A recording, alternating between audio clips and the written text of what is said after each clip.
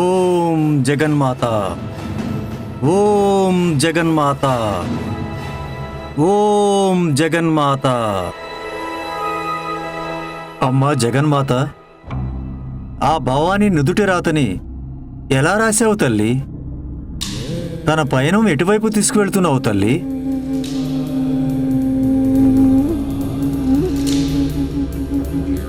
అమ్మ మనసులో ఏముందో ఈ గవ్వల సవ్వడి ద్వారా తెలుసుకోవాలి.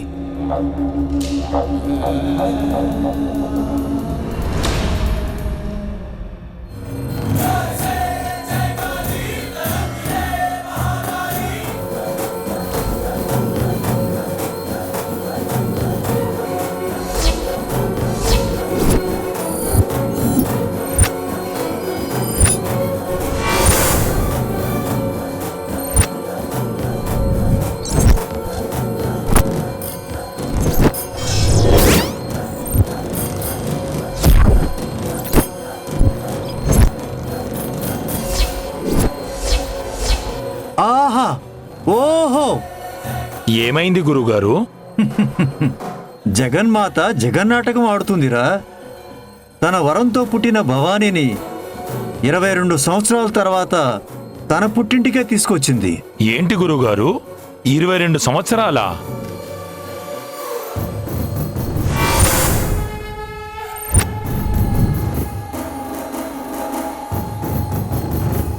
తను వచ్చింది తనింటికి అన్న నిజం పాపం ఆ భవానీకి తెలియదురా.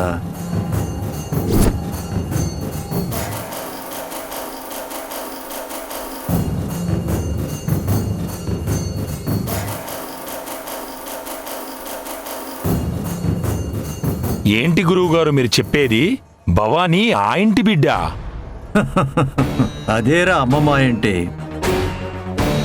ఎన్నో సంవత్సరాల ఎడబాటు తర్వాత ఆ బిడ్డ తన కన్న తండ్రిని కలుసుకోబోతుంది. ఆ తండ్రి ఆశీర్వచనం ఇన్నేళ్లకు దక్కబోతుంది. అంటే భవానీ తండ్రి ఆ ఇంట్లోనే ఉంటున్నాడా స్వామి? అవునరా, 22 ఏళ్ల నిరీక్షణ. ఏ తండ్రి ఆదరణకు నోచుకోలేదో ఆ తండ్రి చెంతకే చేరుకుంటుంది. తన పుట్టినీళ్ళు మెట్టినీళ్ళు ఒకటే అన్న నిజం తెలియకుండానే అమ్మోరు తల్లి దగ్గరుండి కట్టించిన ఆ తాళిని దాచుకుంటూ భర్త అడుగుజాడల్లో పుట్టింట్లోకి అడుగు పెట్టబోతుంది.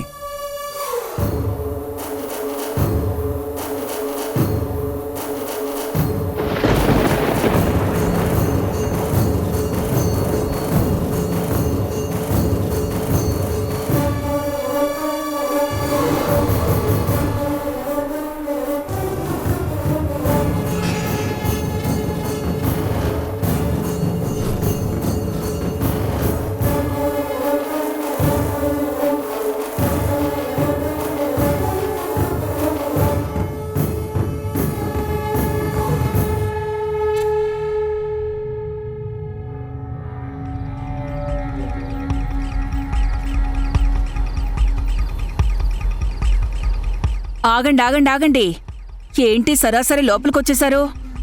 ముందు పేర్లు చెప్పి అప్పుడు రావాలి.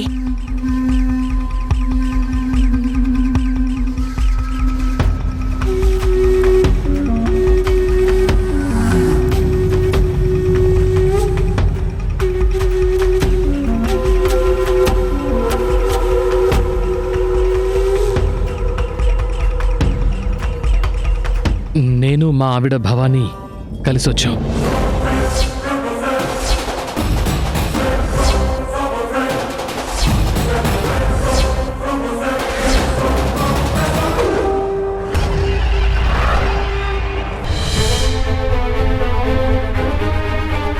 రాహుల్, ఏం మాట్లాడుతున్నావు?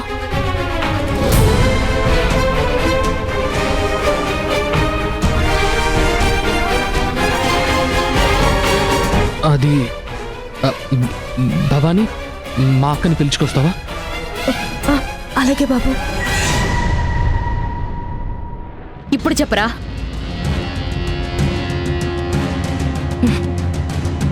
నేను మా ఆయన రాహుల్ వచ్చాము. రాహుల్, నువ్వు కూడా చెప్పరా?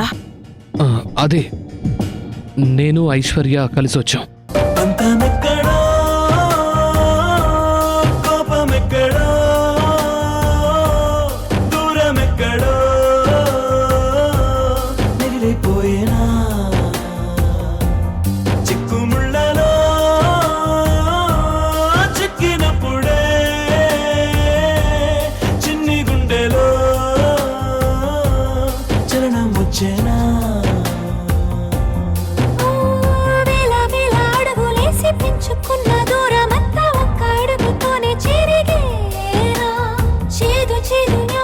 పదండమ్మా దేవుడు మందిరం దగ్గర. రండి లోపలికి రండి. పదండి. గతము చేసిన గాయమన్నది నుదుటి రాత మార్చేనా, అలసిపోయిన ఆశలన్నవి అక్షతలయ్యేనా. బంధమెక్కడో కోపమెక్కడో దూరమె. కొత్త కోడలు ఇంట్లోకి రాగానే దీపం వెలిగించడం మన సంప్రదాయం. దీపం వెలిగించమ్మా. గుండెలో చిక్కినప్పుడే చిన్ని గుండెలో చలనముచ్చేనా.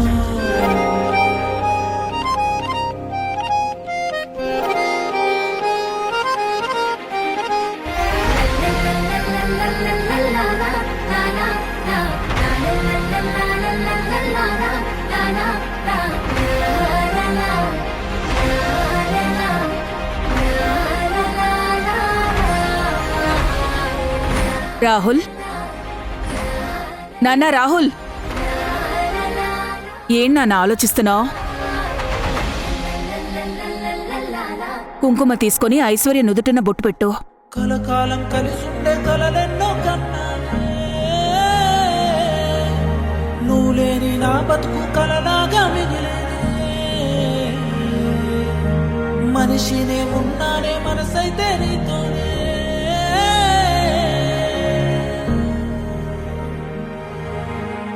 నువ్వు నా పక్కనుంటే రాజు లెక్క మురిసిపోతా. బాధలెన్ని ఉన్నా గాని నీ పిలుపింటే మురిసిపోతా. గుండెలోని ప్రేమనంతా నీ లోపల దాచుకున్నా. నాలో ఉన్న ఇష్టాన్నంతా డోలు కొట్టి చాటుకున్నా. ఎన్ని నల్లు మన బంధమంతా ఇప్పుడు వదిలేసి పొమ్మంటే పోదు వెళ్ళండి, వెళ్ళి రెస్ట్ తీసుకోండి. కాలేదాకా నీతో రాసుకున్నా. అవును నాన్నా, కాసేపు విశ్రాంతి తీసుకోండి. ఈలోగా భోజనం రెడీ అవుతుంది, వచ్చి భోంచెద్దురు గాని.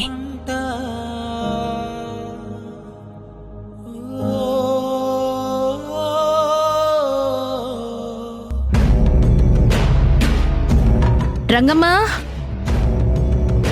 అమ్మా, భవానీకి ఆ స్టోర్ రూమ్ చూపించు. అందులోనే తనుంటుంది.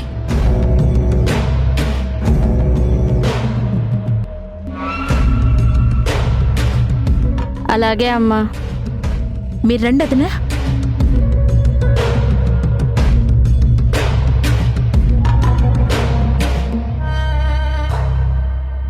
అమ్మా రండి.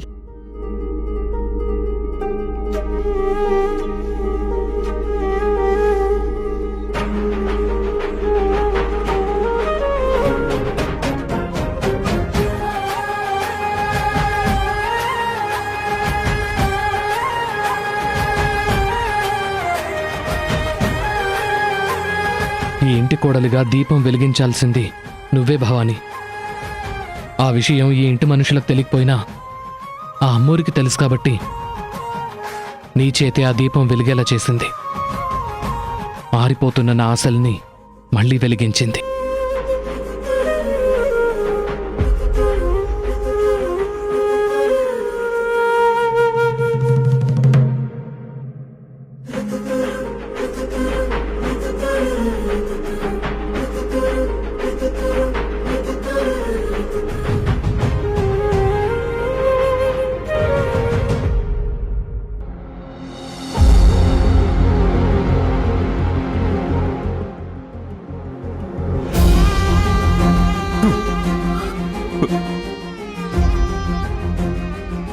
ఈ తాళి కట్టింది ఎవరో నిజంగా నాకు తెలియదు నాన్న. నీ జన్మలో ఇక భవానీకి పెళ్లి జరిగేదే లేదు. కుక్కను తీసుకొచ్చి సింహాసనం మీద కూర్చోబెడితే దాని బుద్ధి ఏమైనా మారుతుందా?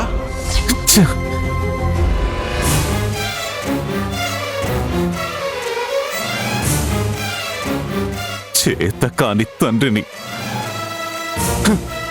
పిల్లల్ని పెంచడం చేతగాని ఒక అసమర్థుణ్ణి.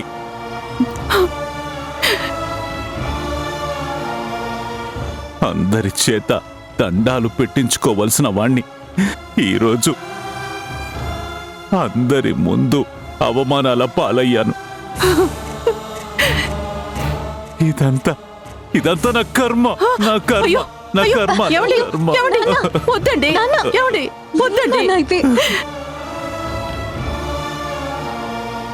ఏం చేయమంటారు? ఒక చేతగాని తండ్రి ఇంతకంటే ఏం చేయగలుగుతాడు? ఏ తండ్రైనా తన పిల్లలు ప్రయోజకులై 10 మంది చేత కీర్తింపబడుతూ ఉంటే చూడాలి అనుకుంటారు.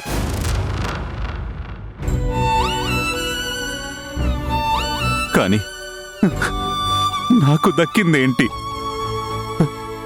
అందరి ముందు అవమానం, 10 మంది నోటి నుండి వినకూడని మాటలన్నీ వినాల్సి వచ్చింది. నా జీవితంలో ఇలాంటి రోజు ఒకటి వస్తుందని నేనెప్పుడూ ఊహించలేదు.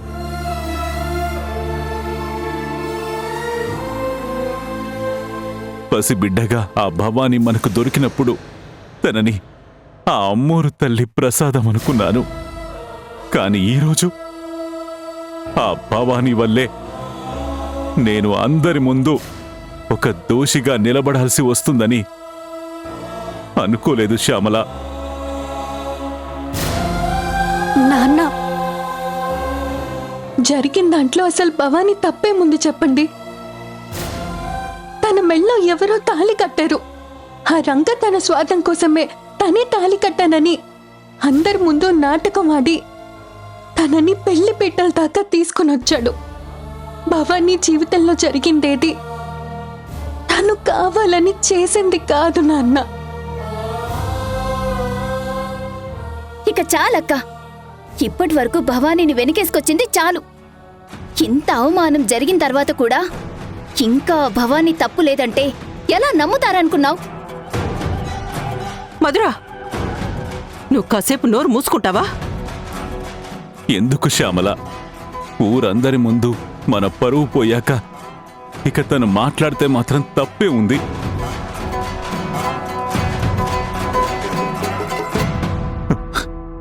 ఏ రోజైతే భవానీ మెడలో తాళి పడిందో ఆ రోజు నుండే మన కుటుంబ పతనం మొదలైంది. మనమేంటో మన స్థాయేంటో మర్చిపోయి ఆ రాహుల్ బాబుని కావాలని కోరుకుంది. కనీసం మనకు ఆ ఇంటి గడప తొక్కగలిగే అర్హత కూడా లేదు అన్న నిజాన్ని మర్చిపోయింది.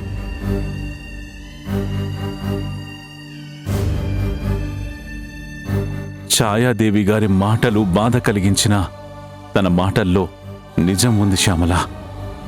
తన కూతురు జీవితాన్ని మరొక ఆడపిల్ల నాశనం చేస్తుంటే ఏ తల్లి మాత్రం తట్టుకోగలదు? అందుకే అనవలసిన 4 మాటలు అని పంపించారు. వదిలేయండి నానా, ఈ రోజు నుండి ఆ భవానికి మనకి ఏ సంబంధం లేదు. తను ఎలా పోయినా ఇక మనకనవసరం.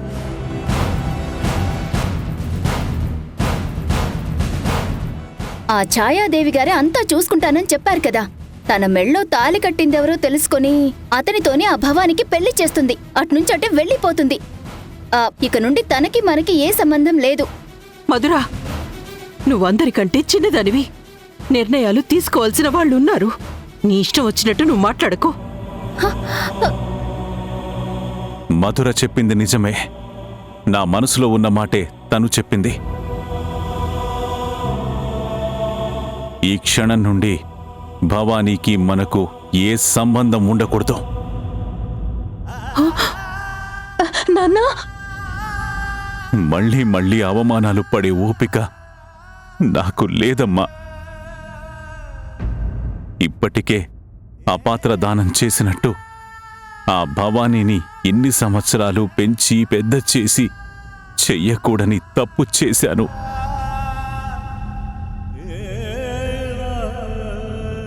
నేను చేసింది తప్పు అని తెలిసిన తరువాత దాన్ని సరిదిద్దుకోకపోతే నన్ను ఆ భగవంతుడు కూడా క్షమించడమ్మా, క్షమించడు.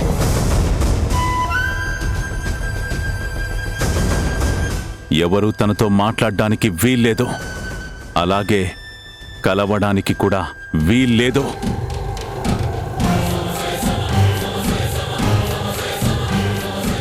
నాన్న నాన్న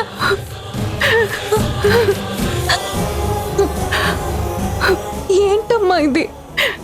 నాన్న ఇలాంటి నిర్ణయం తీసుకున్నారేంటి? ఇప్పుడు ఏం చేయాలి? నాకు అదే అర్థం కావట్లేదమ్మా. కనీసం భవానీ మన కళ్ళ ముందున్న ధైర్యంగా ఉండేది. అంత గొడవ జరిగిన తర్వాత మళ్ళీ తనని ఆ ఛాయాదేవి గారింటికి తీసుకెళ్లారు.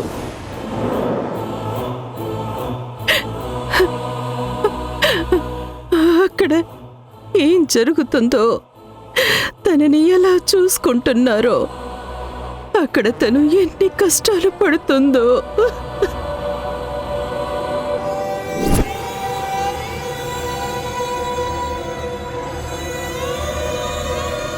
ఒక్క నిమిషం ఉండమ్మా, శుభ్రం చేస్తాను.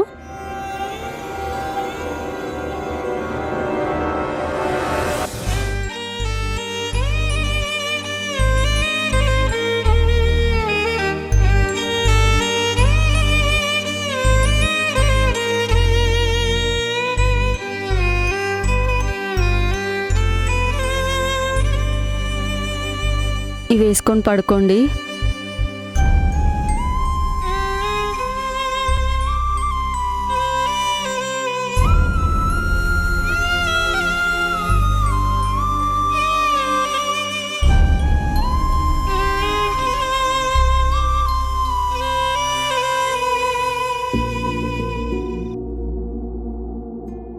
ఆ రోజు ఒక మంచి ఉద్దేశంతో ఆడపిల్లని కాపాడటానికి భవానీ మెళ్ళో తాళి కట్టావు. అదే ఆడపిల్ల జీవితానికి అండగా ఉండడానికి ఈ అమ్మోరి సమక్షంలో భవానీ చూస్తూ ఉండగా తన అంగీకారంతో ఈ తాళి కట్టు.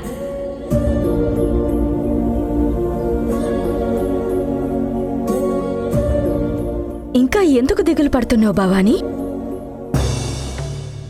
నువ్వు ప్రేమించిన రాహుల్ బాబు ఇప్పుడు నీకు భర్త అయ్యాడు. అంతేకాదు, నీకంటే ముందు తన మనసులో ఉన్న నిజాన్ని చెప్పేశాడు. రాహుల్ బాబు నిన్ను మనస్ఫూర్తిగా ప్రేమిస్తున్నాడు.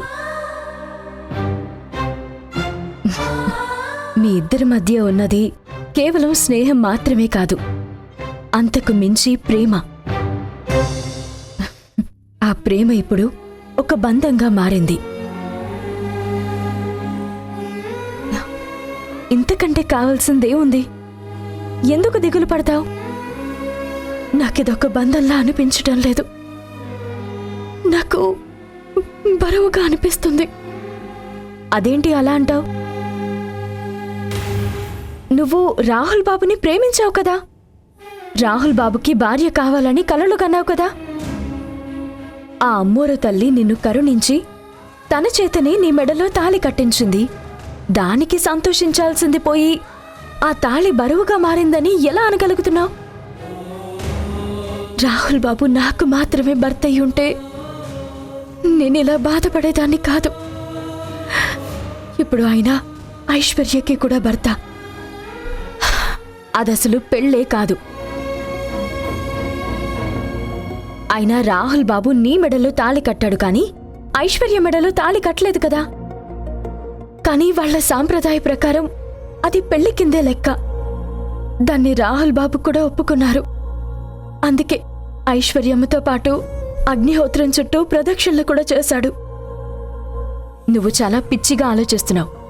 రాహుల్ బాబు ఏం చేసినా అది వాళ్ళ నాన్నకు భయపడి చేస్తుందే తప్ప తన మనసులో ఐశ్వర్య మీద ఎలాంటి ప్రేమ లేదు. రాహుల్ బాబు నిన్నే ప్రేమిస్తున్నాడు. అది ప్రేమ అని నేను అనుకోవడం లేదు. ఎందుకంటే నేనున్న పరిస్థితిని చూసి జాలిపడి నా మెడలో తాళి కట్టారు. ఏంటి బావని నువ్వు ఆలోచిస్తుంది? తను కేవలం జాలితో కాదు, నీ మీద ప్రేమతో తాళి కట్టానని చెప్తున్నాడు కదా. నిజంగా నా మీద ప్రేముంటే ఈ తాళి కట్టక ముందే చెప్పుండాల్సింది. సరే, ఆయన చెప్పలేదు, మరి నువ్వెందుకు చెప్పలేకపోయావు? నీకు రాహుల్ బాబు అంటే ప్రేమ ఉంది కదా, మరి నీ మనసులోని ఇన్ని రోజులు ఎందుకు దాచుకున్నావు?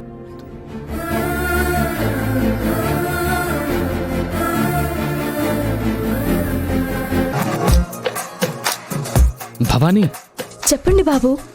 హాయ్ బావా. వదిలేశ్వర్య, ఎవరైనా చూస్తే బాగోదు. ఎందుకు బాగోదు? ఇప్పుడు నేను నీకు భార్యని, నీ మీద నాకు అన్ని హక్కులు ఉన్నాయి. నువ్వే నా భర్తవి, నేనే నీ భార్యని. దీన్ని ఎవ్వరూ కాదనలేరు.